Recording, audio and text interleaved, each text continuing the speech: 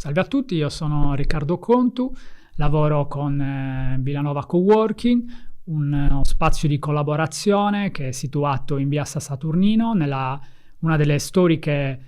strade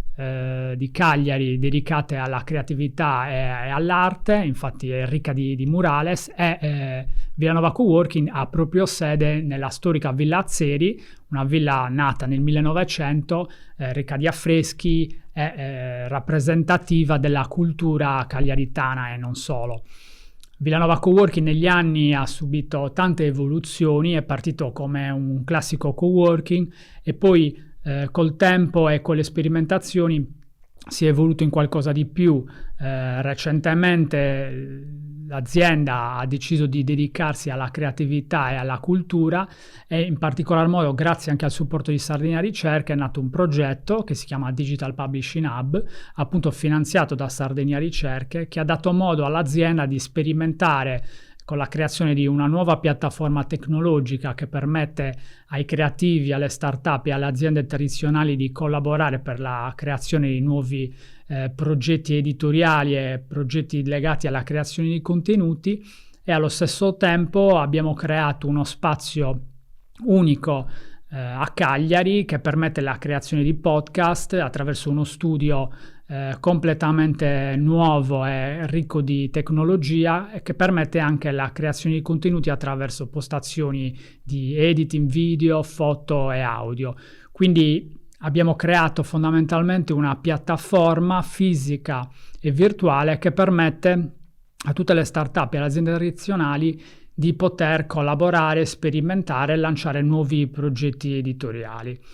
Villanova Coworking con questo progetto ha l'obiettivo di aprirsi e trasmettere le sue conoscenze a tutto l'ecosistema locale e a collaborare anche con gli altri spazi di collaborazione che creano una rete fondamentale per tutto l'ecosistema delle start-up sarde, ma non solo, e possono fornire, diciamo, gli strumenti per l'innovazione in tutto il territorio. Per portare avanti i progetti innovativi di Villanova Coworking è stato fondamentale, ed è ancora tutt'oggi fondamentale, da un lato il supporto di Sardegna Ricerche, che oltre a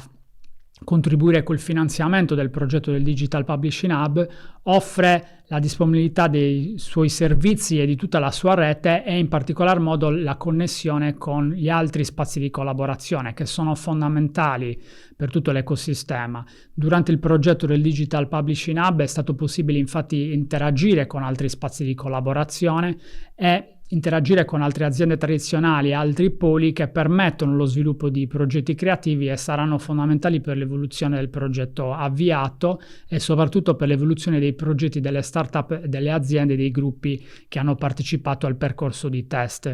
che abbiamo realizzato. Questo per noi è particolarmente importante perché